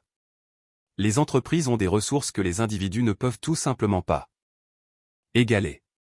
Parfois, la voie la plus sage est d'accepter une offre généreuse plutôt que de risquer de tout perdre dans un combat que vous ne pouvez pas gagner. La menace était claire. Mais Noah sentit quelque chose d'inattendu monter en lui, non pas de la peur, mais de la colère. Ces hommes étaient venus chez lui, avaient menacé sa famille et avaient tenté de le corrompre avec l'argent volé à des décennies de destruction environnementale. Quittez ma propriété, dit Noah, s'avançant complètement sur le porche. Tous. Maintenant. Le masque de civilité corporative de Morrison tomba finalement complètement. Vous faites une grave erreur, monsieur Briggs. Nous avons essayé de gérer cela professionnellement, mais si vous insistez pour engager des poursuites judiciaires, vous découvrirez que les entreprises ont de nombreux moyens de protéger leurs intérêts. Alors que les hommes retournaient à leur véhicule, Noah remarqua quelque chose qui fit battre son cœur, des piquets d'arpentage officiels marquant les limites de la propriété, des piquets qui n'étaient pas là la veille. Morrison Mining avait effectué des relevés non autorisés sur ces terres. Probablement pour recueillir des informations sur les sites d'extraction d'Ezra. Mais alors que les VUS disparaissaient sur le chemin de terre, Noah réalisa que quelque chose d'important venait de se produire. La réaction des entreprises prouvait que la stratégie d'Ezra fonctionnait exactement comme prévu. Morrison ne serait pas venu personnellement, n'aurait pas offert 50 millions de dollars. N'aurait pas eu recours à l'intimidation s'il n'avait pas réellement peur de ce que Noah et Milo pouvaient accomplir. La bataille était engagée, et la première victoire leur appartenait. L'accord de règlement, issu de 6 mois de guerre juridique intense, représentait la pleine justification de la stratégie cinquantenaire d'Ezra. Signé dans la salle de conférence du cabinet d'avocats de Seattle qui avaient défendu leur cause, le document reconnaissait officiellement les droits miniers de Noah et Milo tout en établissant un nouveau modèle d'extraction durable des ressources qui pourrait remodeler des industries entières. La dernière bataille juridique avait été aussi intense que le journal d'Ezra l'avait prédit. Morrison Mining et ses alliés corporatifs avaient déployé des armées d'avocats, contesté chaque document et tenté de discréditer à la fois la science et les fondements juridiques des revendications de Noah. Mais la préparation méticuleuse d'Ezra avait anticipé chaque attaque, et le réseau d'alliés qu'il avait rassemblé pendant des décennies avait fourni des témoignages d'experts, un soutien médiatique et des ressources juridiques qui rivalisaient avec la puissance des entreprises. La percée était venue lorsque des tests scientifiques indépendants avaient confirmé que les techniques d'extraction durable d'Ezra pouvaient effectivement générer des profits plus élevés que les méthodes minières traditionnelles tout en améliorant la santé des écosystèmes. Des groupes environnementaux avaient organisé des démonstrations publiques des technologies, créant une pression médiatique qui rendait l'opposition des entreprises de plus en plus intenable. Les preuves scientifiques sont irréfutables, avait annoncé l'avocat principal en droit de l'environnement lors de ses arguments de clôture. Le Dr Briggs a développé des techniques qui représentent l'avenir de l'extraction responsable des ressources. Les défendeurs ont eu des décennies pour développer des innovations similaires, mais ont choisi de supprimer le progrès environnemental au profit de profits à court terme. Mais peut-être le plus dommageable pour les intérêts des entreprises fut la divulgation de documents internes montrant que Morrison Mining connaissait depuis des années des alternatives environnementales, mais avait activement œuvré pour empêcher leur développement. L'indignation publique face à la suppression environnementale par les entreprises avait transformé la bataille juridique en un référendum plus large sur le développement durable. Eleanor avait joué un rôle crucial tout au long des procédures, fournissant des recherches historiques qui documentaient l'acquisition frauduleuse de droits miniers pendant la dépression et reliant le cas de Noah à des schémas plus larges d'exploitation par les entreprises. Son témoignage avait établi que l'injustice environnementale n'était pas seulement une question actuelle, mais faisait partie d'un schéma d'abus corporatif vieux d'un siècle. Cette affaire représente plus que le simple combat d'une famille pour la justice, avait déclaré Eleanor au tribunal. Il s'agit de savoir si nous allons continuer à permettre aux intérêts des entreprises de supprimer l'innovation environnementale qui pourrait lutter contre le changement climatique et la destruction des écosystèmes. L'accord de règlement résultant de cette pression fut exhaustif et créa un précédent. Morrison Mining et ses partenaires acceptèrent de payer 320 millions de dollars en dommages et intérêts pour des décennies d'extraction minière non autorisée et de destruction environnementale. Plus important encore, ils s'engagèrent à adopter les techniques durables d'Ezra pour toutes leurs futures opérations, avec une surveillance indépendante pour garantir la conformité. Mais le règlement financier n'était qu'une partie de la victoire. L'accord établit également des précédents juridiques qui rendraient la suppression environnementale plus difficile pour les entreprises à travers le pays. Les futures opérations minières seraient tenues de démontrer que leur technique était aussi écologiquement saine que les alternatives disponibles, créant des incitations commerciales pour l'innovation durable. Ce règlement prouve que la protection de l'environnement et la prospérité économique peuvent travailler ensemble, déclara Noah à l'Assemblée d'avocats, de défenseurs de l'environnement et de représentants des médias. Réunis pour la cérémonie de signature.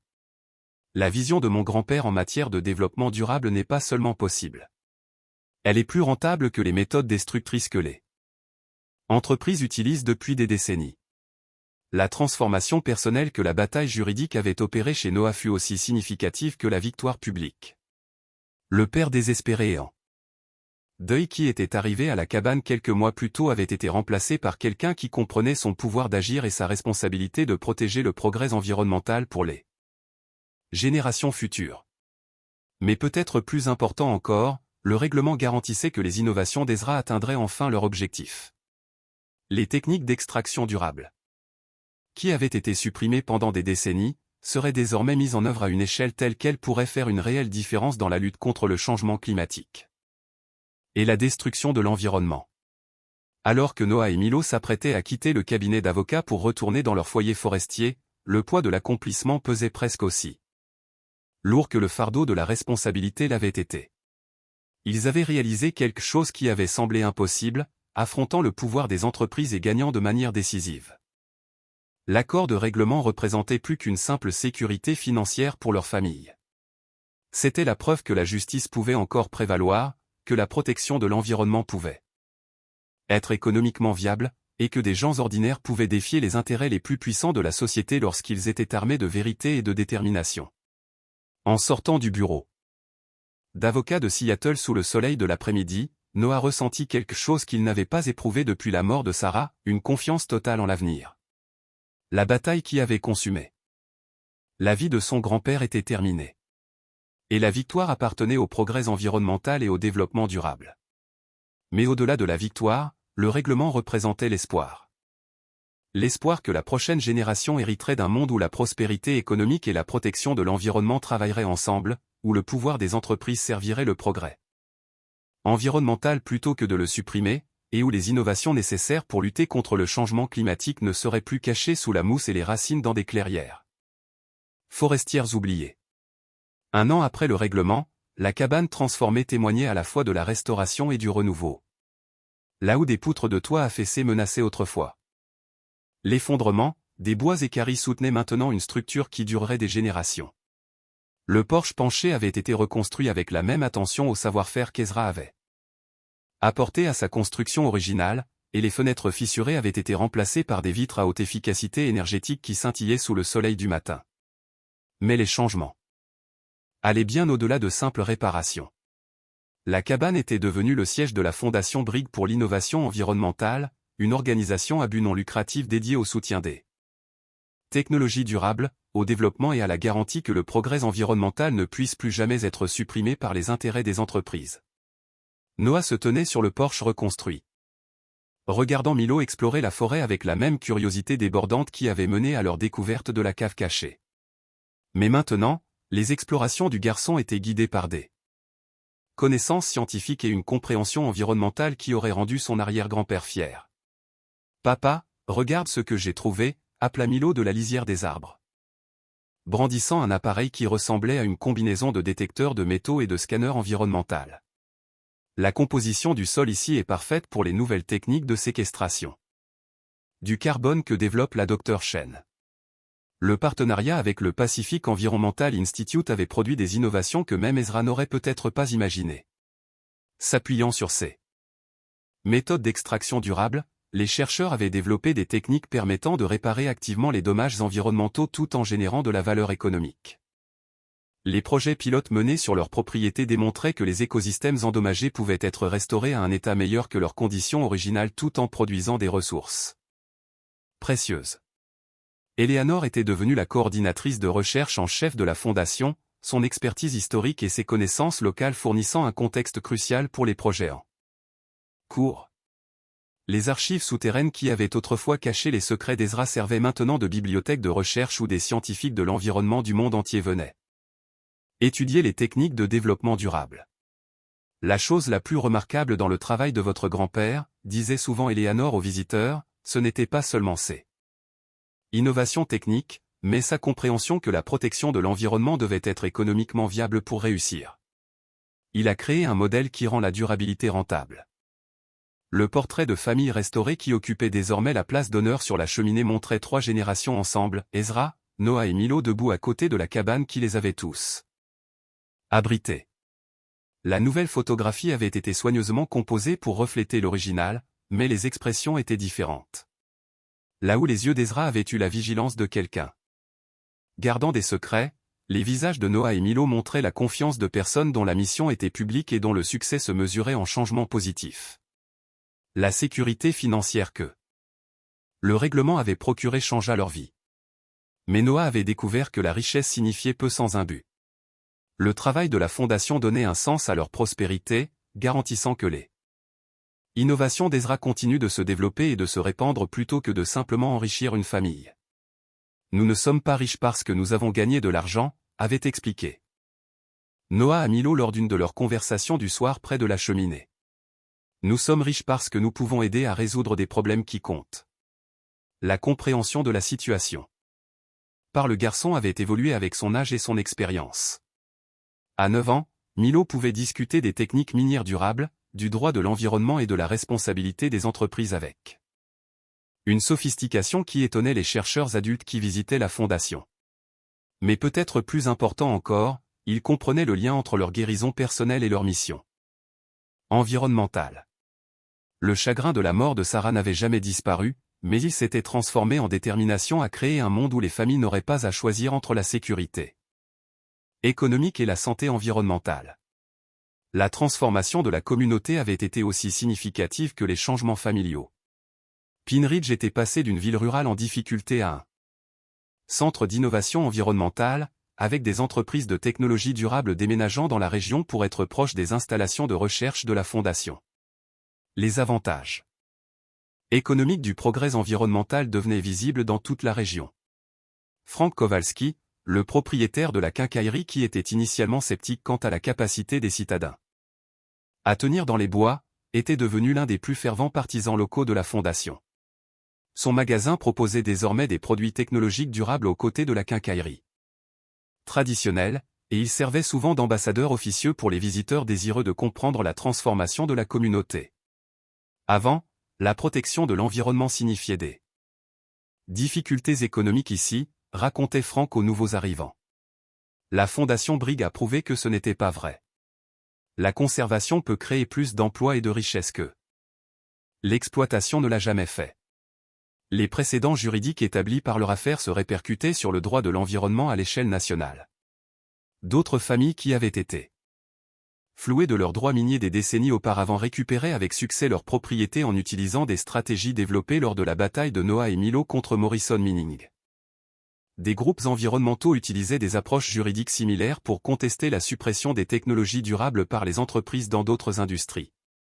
Mais au-delà des changements juridiques et économiques, la fondation créait des changements culturels dans la façon dont les gens concevaient les questions environnementales.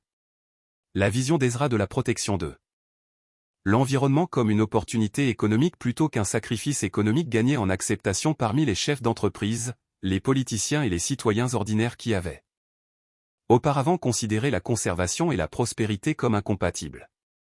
Alors que le soir tombait sur la forêt et que Noah appelait Milo pour le dîner, les sons étaient subtilement différents d'eux. Ceux des premières nuits après leur arrivée. La forêt était plus saine maintenant, sa restauration visible dans la diversité des sons de la faune et la clarté du ruisseau qui coulait près de la cabane. Les projets d'extraction durable avaient en fait amélioré l'écosystème tout en générant les ressources nécessaires pour financer les travaux environnementaux en cours. Pendant le dîner, Milo partagea ses dernières découvertes et idées avec l'enthousiasme d'un jeune scientifique qui comprenait que son travail pouvait faire une réelle différence. Ses plans pour une séquestration du carbone élargi, une purification de l'eau améliorée et la restauration des écosystèmes montraient la même pensée innovante qui avait animé la vie de recherche de son arrière-grand-père. Arrière-grand-père Ezra serait fier de ce que nous avons accompli, dit Milo alors que Noah le bordait. Mais je pense qu'il voudrait aussi que nous continuions à résoudre des problèmes encore plus grands. Noah sourit à l'ambition de son fils tout en reconnaissant la vérité de ses paroles. L'héritage d'Ezra n'était pas seulement les innovations spécifiques qu'il avait développées, mais le modèle qu'il avait créé pour utiliser les connaissances scientifiques et la stratégie juridique afin de défier le pouvoir des entreprises et la destruction de l'environnement. Dehors, la forêt résonnait des mêmes sons paisibles qui avaient autrefois semblé solitaires, mais qui se sentaient maintenant accueillants. Le renard roux qui avait conduit Milo à la cave cachée apparaissait. Encore parfois, comme pour vérifier les progrès des humains qui avaient finalement déverrouillé les secrets qu'il avait aidé à révéler. Le chemin parcouru, de réfugiés désespérés à défenseurs d'eux. L'environnement avait pris moins de 2 ans, mais les changements semblaient permanents et profonds. La cabane qui avait autrefois représenté un dernier recours symbolisait maintenant l'espoir et le renouveau. La forêt qui avait initialement semblé isolée les connectait désormais à une communauté mondiale de personnes œuvrant pour le développement durable et la justice environnementale. Alors que Noah se préparait à dormir, il réfléchit au chemin qui les avait menés à ce point. Parfois, la vie vous prend tout ce que vous aimez, mais parfois elle vous fournit aussi les outils nécessaires pour construire quelque chose de meilleur à partir des ruines. Le don d'Ezra n'avait pas seulement été la sécurité financière. C'était l'opportunité de transformer une tragédie personnelle en une action utile qui pourrait bénéficier au monde entier. La porte de la cave cachée, qui avait semblé être une fin, était en fait un début, ouvrant des voies vers un avenir où la durabilité et le succès iraient de pair.